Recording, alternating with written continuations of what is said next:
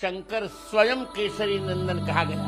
अब आजकल शंकर सुवन कहा जा रहा है। सुवन का अर्थ होता है बेटे। शिव जी के दो ही तो बेटे थे, गणपति और कार्तिकेय।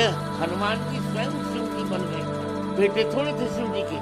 अर्थ न जानने के कारण लोग नया नया उसमें जोड़ देते हैं। इसलिए मैंने वहाँ बदलाव में कहीं नहीं रहा हूँ। मैं बार बार ये बदलाव नहीं है, ये पुरानी प्रतियों का सत्य है और यह बहुत आवश्यक है। संत समाज में जो जिनको पढ़ना लिखना कुछ है नहीं, जिनको कुछ पढ़ना लिखना नहीं, केवल पैसे से लेना देना है, वो क्या समझे इसको। संतकार होता है जो भारतीय संस्कृति का पूरा बेचता हो। अब मुझको लगभग 1.5 लाख पृष्ठ कंठस्थ है भारतीय संस्कृति के। तो आज कुछ संतों को बस पैसे से ही लेना देना, टका धर्म टका कर्म टका परम तपा, तो क्या समझेंगे आप बताओ। यहाँ तक कि रामचरितमानस में भी 4200 त्रुटियां की गई पुरानी प्रति को छेड़छाड़ करके। इसे मैंने अलग से संपादन भी रामचरितमानस का किया। कौन सी पंक्ति पे एक पंक्ति बोलिए ना। शंकर सुवन भवानी, शंकर सुवन केसरी नंदन, केसरी नंदन फिर गलत बताया गया है और अभी क्या बताया गया, शंकर स्वयं केसरी नंदन।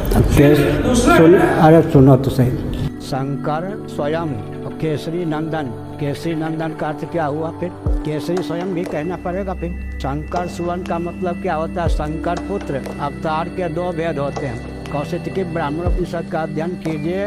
पिता ही पुत्र रूप से जन्म लेता है। शंकर भगवान साक्षात अवतीर्ण होते हैं, एक विधायक। शंकर भगवान अपने अंश रूप में उत्पन्न होते हैं। पवन तनय बल पवन समाना भी है, तो शंकर सुवन हो गए। सुवन का मतलब क्या हुआ? शंकर के पुत्र माने अंशावतार। अंशावतार होने पर अंशी से एकीभूत हो ही गए। पाठ बिल्कुल ठीक है। इधर उधर का भवानी नंदन है, आगे क्या? केसरी नंदन है। फिर केसरी नंदन को क्या करेंगे? केसरी को भी हटाना पड़ेगा या नहीं?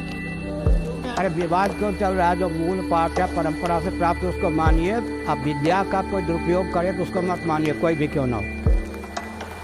हाँ, कल बात सुनिए, कल भाजपाई बोलवाएंगे, कोई कांग्रेसी बोलवाएंगे, कोई सपाई होके बोलेगा, कोई बसपाई होके बोलेगा। उनके कहने पर शोधन होगा।